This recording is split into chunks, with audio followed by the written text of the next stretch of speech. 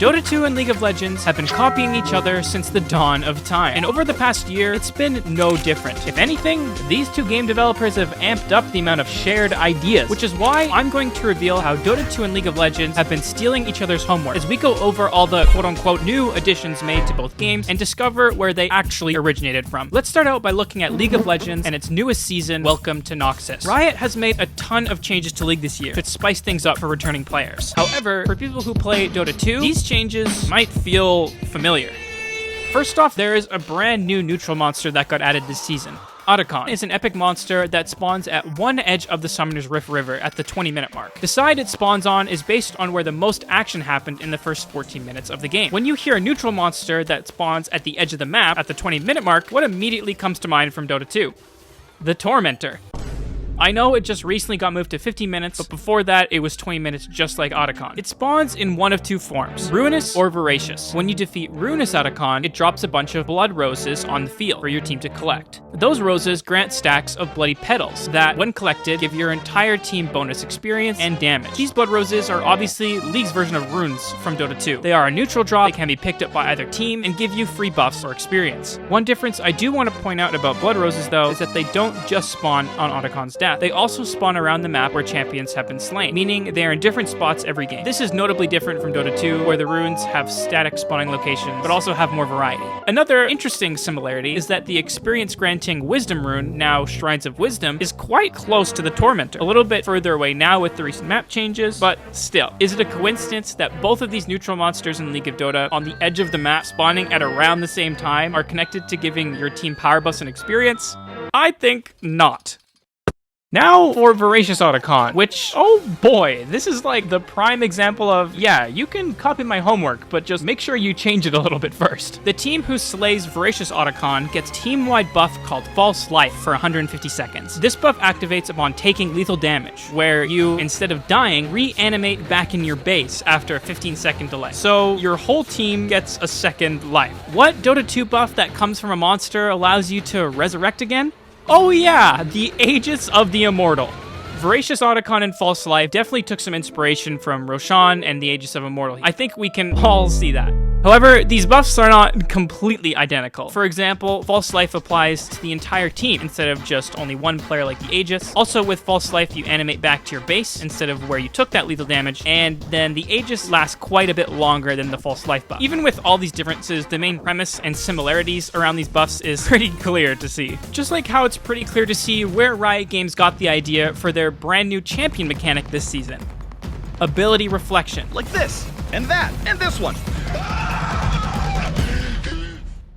Along with the Welcome to Noxus update, Riot released a new champion, Mel, and her W ability, Rebuttal, caused quite a stir when it was first revealed. Rebuttal puts a barrier around Mel for 0.75 seconds that blocks any incoming projectiles, targeted or skill shot, and then fires them back as her own. Targeted abilities get reflected back to the original caster, whereas skill shots are shot back in the direction of the original caster. This was the first reflection ability of its kind inside of League of Legends, and players' initial reaction was, as it always is with League, very calm and collected. Bring it back. We're not doing that, guys. If this ability rings any bells for Dota 2 players, that's because it's ripped right from Anti-Mage. Except Anti-Mage has it on a 4-second cooldown. Even though this ability to reflect spells is nothing new for Dota players, it's a pretty wild concept for League, as the game is much more projectile heavy, making the ability feel pretty insane on the Rift, and also explains why Mel's version of Rebuttal has a much longer cooldown. I was genuinely surprised when Riot decided to add this mechanic into League, but it probably doesn't surprise Dota players that much though, as they've seen this type of ability for years. Something that may surprise Dota players though, is that up until this year, League of Legends did not have a turbo mode. Only at the beginning of this season did Riot Games add Swift Play to the client, which is basically just League's version of turbo mode. It's kind of funny to see something that has been in Dota 2 for ages finally get added into League 15 years later. However, League of Legends and Riot Games were not the only ones 15 years late to the party, as there were some massive Dota 2 changes over the past year, which took heavy inspiration from League of Legends mechanics, which have been a part of the game from its inception. Of course, here I'm talking about innate abilities, which were added in patch 7.36. Innate abilities are abilities that are present on the hero for the entire game, from the very beginning of every match. Every hero has a unique innate. If that doesn't describe a League of Legends passive, then I don't know what does. Passives have been a defining part of champion design in League from the very beginning, and honestly, when I started playing Dota 2, I was quite surprised when I found out passives were not really a part of the game. So when Dota 2 directly added them through innate abilities, I knew right away where that idea came from. This patch was massive and changed every single hero in the game. One of the heroes that saw a big change, for example, was Dragon Knight, whose old E, Dragon's Blood, became his new innate ability, while he gained a new ability in that slot called Worm's Wrath, which now empowers his auto attacks in different ways based on his chosen facet. Speaking of facets, we need to talk about them next. Facets are a hero customization choice that provide the ability to better align the playstyle of a hero with a specific match or player preference. Facets are specific to heroes. Each hero has at least 2 facets, and every player can choose the facet they prefer during strategy time at the beginning of each match. While not being the exact same, this sounds a lot like runes from League of Legends. Runes are a customization choice that allow you as a League player to set yourself up for success during the draft phase of a match. From a selection of different buffs and enchantments, you can create yourself a rune page that will best benefit your champion or matchup in a specific League of Legends game. Playing an aggressive assassin who wants to win trades and deal tons of burst, there's a rune for that.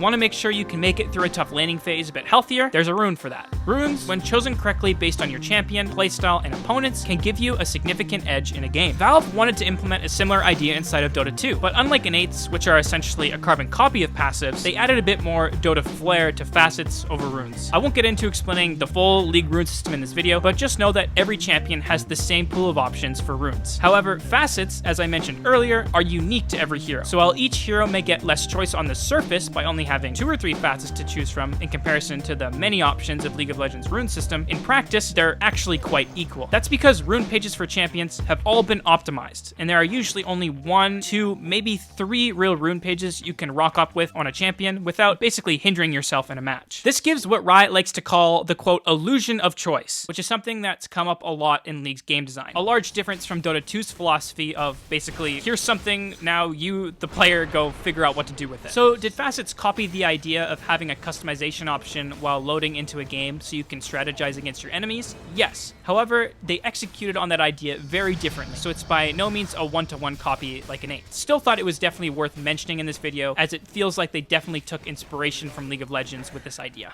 Runes and Facets were not the only areas Dota took inspiration with from League of Legends over the past year, though. They released a hero who borrowed a mechanic from League champions, Kez. I think most Dota players can agree that Kez is insane. All of his abilities, thanks to his stance change mechanic, make him more than worthy of his complexity 3 rating. However, this stance change idea, while new to Dota 2 in this presentation, is not at all new to League of Legends. Champions like Elise, Jace, and Nidalee, who are all well over a decade old at this point, use this stance change mechanic. By pressing R on these champions, they change forms, unlocking one set of abilities while blocking off the other, and vice versa if they change forms again. For example, let's look at Jace. He has one form where his hammer becomes a ranged weapon and he can fire off massive bolts to poke out the enemy. When he changes forms, however, he becomes a melee champion. This is very similar to how Kez works with his stance changes. Except, in classic Dota fashion, of course, everything is OP, so Kez also gets 2 ultimates, one for each form. In League of Legends, these form-changing champions sacrifice their ultimates, with their R button being how they're able to change forms. I know there are other Dota 2 heroes who can change their forms like Brewmaster, Morphling, or Invoker with a gajillion abilities, but there are none that work in the same way as Kez, whereas form change is more of a toggle between 2 kits, like the aforementioned League of Legends champions. It's this mechanic that makes Kez feel new and unique inside of Dota 2, but honestly is nothing crazy or innovative when put against League of Legends champions. If Kez was ever introduced to League how he is now, though, I don't think League players would handle that very well.